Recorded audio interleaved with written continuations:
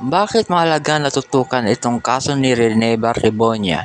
Si Rene Barrebonia ay hindi si Rene Barrebonia lang.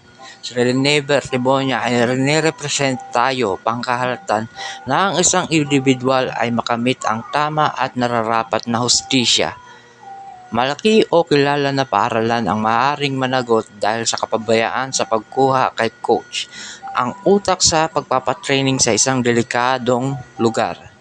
He is the great mind behind, ika nga. Nakaisip dalhin sila doon upang mag-training. Delaying tactics. Pinapatagal ang investigasyon para makalimutan o matabunan ang issue, kaya mahalaga ang pagkakaisa na ipagpatuloy ang apoy at bawat isa sa atin ay panatilihin ang init ng issue. Inuulit ko, tayo ay pwedeng maging si Rene na kailangan mabigyan ng nararapat na hustisya.